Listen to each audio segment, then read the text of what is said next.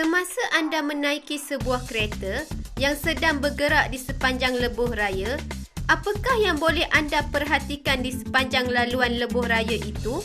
Senario ini boleh disamakan seperti sistem peredaran darah di dalam badan manusia.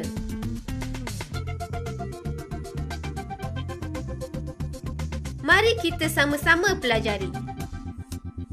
Anda tentu telah mengetahui bahawa sistem peredaran darah manusia terdiri daripada darah, salur darah dan jantung.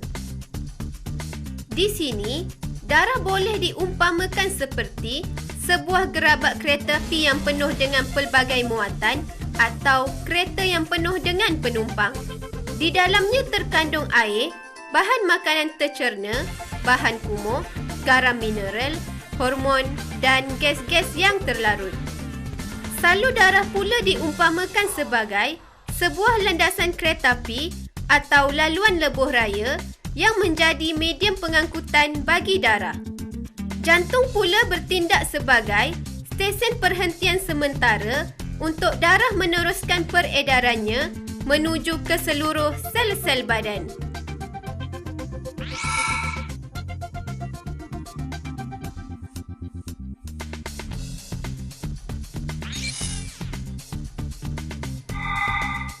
Untuk pengetahuan anda, sistem peredaran darah manusia dikenali sebagai sistem peredaran tertutup dan ganda dua. Ini bermaksud darah mengalir dalam salur darah berterusan melalui jantung sebanyak 2 kali dalam satu peredaran lengkap. Oleh itu, sistem peredaran ganda dua pada manusia terdiri daripada 2 sistem peredaran yang utama, iaitu sistem peredaran pulmonari, sistem peredaran sistemik.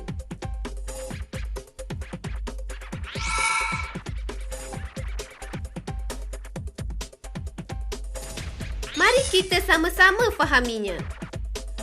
Sistem peredaran pulmonari beroperasi dengan mengepam keluar darah terdioksigen dari ventrikel kanan ke arteri pulmonari dan seterusnya ke peparu kiri dan kanan. Apakah yang berlaku di peparu? Pertukaran gas berlaku. Darah terdioksigen dalam arteri pulmonari menerima oksigen dan menjadi darah beroksigen. Darah beroksigen ini kemudian diangkut keluar dari peparu, masuk ke atrium kiri jantung melalui vena pulmonari. Fungsi utama sistem peredaran pulmonari adalah untuk membolehkan darah terdioksigen menjadi darah beroksigen.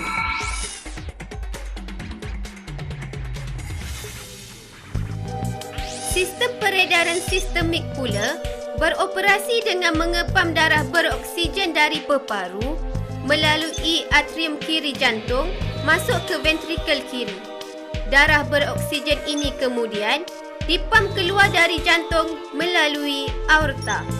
Darah yang dipam keluar dari jantung berada dalam tekanan tinggi.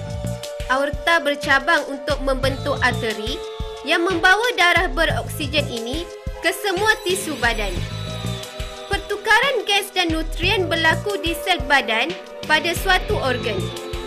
Darah yang diangkut keluar daripada organ melalui vena adalah darah terdioksigen. Darah terdioksigen dari vena di semua tisu badan akan disalurkan ke dalam vena cava dan dimasukkan ke dalam atrium kanan jantung. Fungsi utama sistem peredaran sistemik adalah untuk membolehkan darah beroksigen dibawa dari jantung ke semua tisu badan.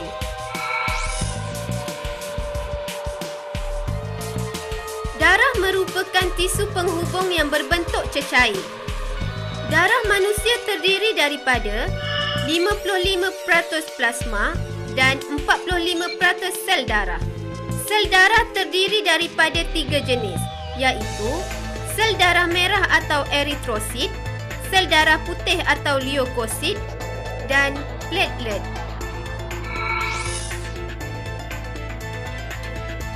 Plasma ialah Cecair kuning pucat yang terdiri daripada 90% air dan terkandung dengan beberapa jenis bahan terlarut seperti bahan makanan tercerna, contohnya glukosa, asid amino dan asid lemak, hasil kumuh seperti urea dan asid urik, garam mineral dalam bentuk ion seperti kalsium, natrium, klorida, bikarbonat dan vitamin, gas terlarut seperti oksigen, karbon dioksida dan nitrogen, protein plasma seperti albumin, globulin dan fibrinogen.